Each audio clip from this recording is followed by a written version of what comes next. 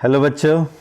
तो आज आपका मैथ्स का पेपर था। इस वीडियो में हम मैथ्स के जो स्टैंडर्ड का सेट 3 है उसके क्वेश्चंस करेंगे। अधिकतर सेट्स में सेम क्वेश्चंस रिपीटेड होंगे, कुछ क्वेश्चंस जो डिफरेंट होंगे वो हम आपको करा देंगे। तो आइए स्टार्ट करते हैं। ये मैथ्स स्टैंडर्ड का है और एक मैथ्स बेसिक भी मैं भी साथ के साथ आपको करा दूंगा। अब MCQ सबसे पहले देखते हैं। पहला क्वेश्चन है, 2 पॉजिटिव इंटीजर्स PQ और P और Q की वैल्यू दी है, और जब भी LCM पूछा जाए तो इसमें हाईएस्ट पावर देखो, तो B की हाईएस्ट पावर दोनों में B4 है। तो ऑप्शंस में देखो तो सिर्फ एक ही ऑप्शन आता है, तो इसका है ऑप्शन नंबर डी। नेक्स्ट है आपका फर्स्ट टर्म A है AP का -16, D है -2। आपको सम ऑफ n टर्म्स निकालना है। तो सम ऑफ n टर्म्स का फॉर्मूला आपको पता है, Sn = n/2 2a + n - 1 × d। उससे भी निकाल सकते हो आप, और एक a + an से भी निकाल सकते हो। दोनों से निकालोगे तो आपका आंसर आ जाएगा -250। यहाँ ध्यान रखना, प्लस और माइनस में कंफ्यूज हो गया, आंसर -250 है। नेक्स्ट है, for some data x1 x2 xn the respective frequencies आपको दी हुई है और ये वैल्यू दिया है। आपको पता है इसके अपन में अगर हम सम ऑफ फ्रीक्वेंसी रखते हैं तो ये मीन के बराबर आ जाता है। तो सम ऑफ फ्रीक्वेंसी को n कहते हैं। तो आपका इसका आंसर हो जाएगा first part A. Fourth question है, the volume of largest circular cone that can be carved out from a solid cube of h2 centimetre. तो इसमें क्या कहा गया है, एक मान लो क्यूब है और उसमें से एक कोन निकाला गया है। तो लार्जेस्ट सर्कुलर कोन का जो बेस होगा वो मैक्सिमम, इसका एरिया जो है उसका डायमीटर क्या हो जाएगा, जो इसका मैक्सिमम एरिया है। तो इसका बेस हो जाएगा 2 और इसका हाइट, इसका बेस का डायमीटर भी 2 और हाइट भी 2। तो बस इससे आपको निकाल लोगे 1/3 पाई r की वैल्यू हो जाएगी, डायमीटर 2 था तो r की वैल्यू 1 और h की वैल्यू हो जाएगी आपकी 2। तो जब इससे निकालोगे तो आ जाएगा 2π/3 क्यूबिक सेंटीमीटर। तो option number D. Fifth question देखो, इसमें कहा गया है सॉलिड हेमिस्फेयर को 2 पार्ट में कट किया गया है। सॉलिड स्फेयर को 2 हेमिस्फेयर में, रेशियो ऑफ सरफेस एरिया। तो आपको पता है सॉलिड स्फेयर का सरफेस एरिया होता है 4πr²। और जब इसको कट करेंगे 2 हेमिस्फेयर में तो एक पार्ट जो है, जैसे ये अगर 2 हेमिस्फेयर में इसको कट करें तो ये वाला एरिया बढ़ जाएगा πr² 2πr² बढ़ जाएगा। तो नेक्स्ट हो जाएगा 6πr²। तो अब इन दोनों का रेशियो हो जाएगा 4/6 या 2/3। नेक्स्ट है, सेंटर है एक सर्कल का 2O और एक डायमीटर का एंड है 6O। तो अदर एंड क्या होगा, तो आपको डायमीटर का एक एंड ये है, सेकेंड एंड ये है। तो इसमें इस क्वेश्चन में देखो, आप हड़बड़ी में आपने थोड़ी बहुत गलती की होगी, डायरेक्ट आपने 6 से 2 माइनस कर दिया होगा। इस तरह से नहीं करना है। इस क्वेश्चन को थोड़ा सा ध्यान से अगर आप देखते हैं तो इसमें क्या कहा गया है कि एक मान लो एक सर्कल है, इसका डायमीटर का एक एंड 60 है, ठीक है, सेंटर 2O है और 20 और ये वाला निकालना है। तो इसमें ये मिड पॉइंट है, तो मिड पॉइंट के फॉर्मूले से आपको ये वाला निकालना है वैल्यू। तो इस x की वैल्यू अगर आप निकालोगे तो ये हो जाएगा आपका 2 - 6 - 4 -4/2। तो x की वैल्यू -2 आएगी। तो इसका आंसर सी आ जाएगा। नेक्स्ट है, 1 card is drawn at random from well shuffled deck of 52 playing cards. Red S card, आपको पता है रेड कार्ड्स टोटल 26 होते हैं और उसमें से एस जो है वो सिर्फ 2 है। तो टोटल 52 में से रेड एस कार्ड कितने हैं, 2। तो 2/52 तो 1/26 इसका आंसर हो जाएगा। 8th क्वेश्चन है, middle most observation of every data arrange in order. तो मिडल मोस्ट ऑब्जर्वेशन होता है मीडियन। नेक्स्ट है, for 30 theta = 32 sin theta cos theta. तो sin थीटा की वैल्यू होती है 1/2, cos थीटा की √3/2। तो जब आप इसको करोगे 2 से 2 ही कट गया तो √3/2। इसका आंसर हो जाएगा option number B. Roots of equation equal हैं और रियल हैं। तो आपको पता है इक्वल और रियल में क्या होता है, b² - 4ac की वैल्यू जो है वो 0 के बराबर हो गई। तो b² की वैल्यू 4ac, और जब आप इसको निकालोगे तो ac की वैल्यू b²/4। तो ऑप्शन नंबर सी। नेक्स्ट है, ये डाटा दिया है, इसमें इवन नंबर्स को आपको रिमूव करना है। तो इसमें 4 और 16 रिमूव हो जाएंगे।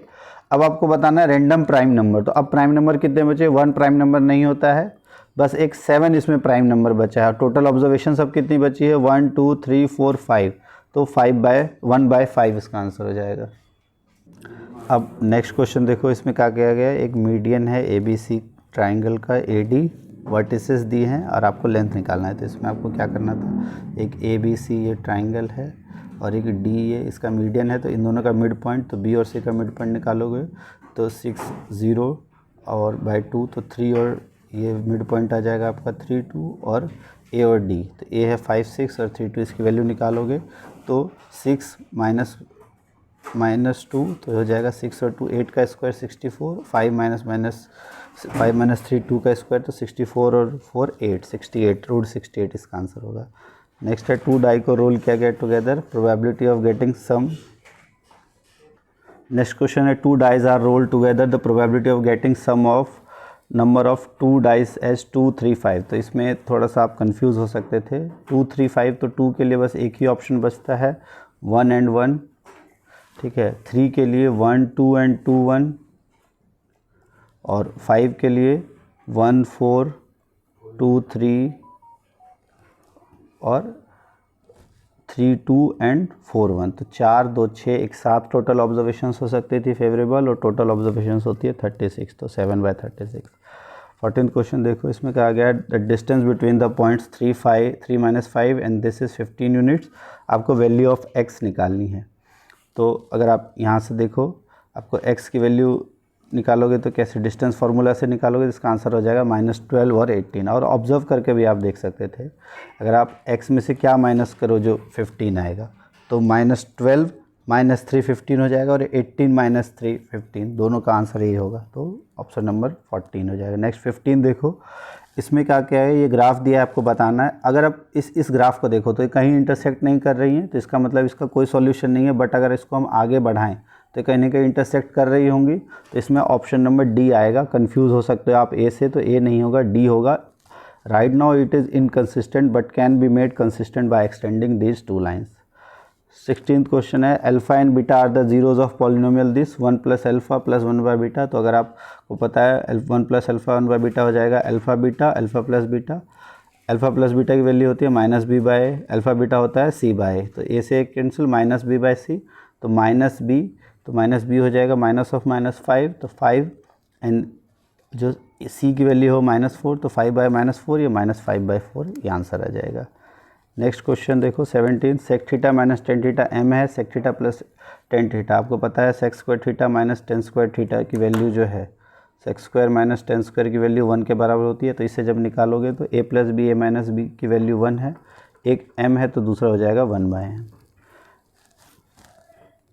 18th क्वेश्चन है zeros of polynomial are twice the zeros of this. तो जब आप पहले इसको जीरोज निकालो, फिर इसका आप ट्वाइस करके देखो इसके जीरोज क्या आएंगे। तो अगर आप देखो मिडिल टर्म स्प्लिट करके, तो 8 एंड 3, तो इससे 8 एंड 3 से इसके जो वैल्यूज़ आएंगी वो, इसको अगर आप करोगे 4x² -8x -3x, और इससे जब करोगे इसकी डबल वैल्यू रखनी है आपकी, और p से आपको निकालना है। तो p क्या होता है आपका, जब डबल ट्वाइस है इसके ज़ीरोज़, तो अल्फ़ा प्लस बीटा की वैल्यू जो है वो इससे 4 टाइम्स आ जाएंगी। तो अल्फ़ा प्लस बीटा इसका निकाल लो, और 4 टाइम्स करके p की वैल्यू, इसमें जो आंसर आ जाएगा p की वैल्यू वो हो जाएगा आप ऑप्शन नंबर बी 5/2।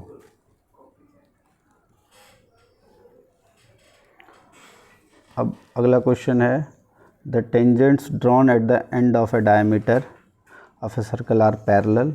तो बिल्कुल ये सही है, और डायमीटर लॉन्गेस्ट कॉर्ड है, ये भी सही है, बट एक्सप्लेनेशन इसका नहीं है, तो इसका जगह ऑप्शन नंबर बी। नेक्स्ट है graph of polynomial x touches only at 1 point. तो ये बिल्कुल आपका सही है। और the polynomial of a degree n can have at most n zeros. तो दोनों सही है, बट इसका ये करेक्ट एक्सप्लेनेशन नहीं है, तो ये भी दोनों सही है, तो इसका भी आ जाएगा बी। तो इस तरह से ये आपका सेट ए के सारे MCQs थे। बाकी क्वेश्चंस भी आपको इवनिंग में सारी वीडियोस आएंगे एक्सप्लेन की हुई। फिलहाल आप MCQ से मिलाओ, बताओ कितने मार्क्स आ रहे हैं, और इस चैनल को आप सब्सक्राइब कर दो, दोस्तों तक शेयर कर दो। Okay, thank you.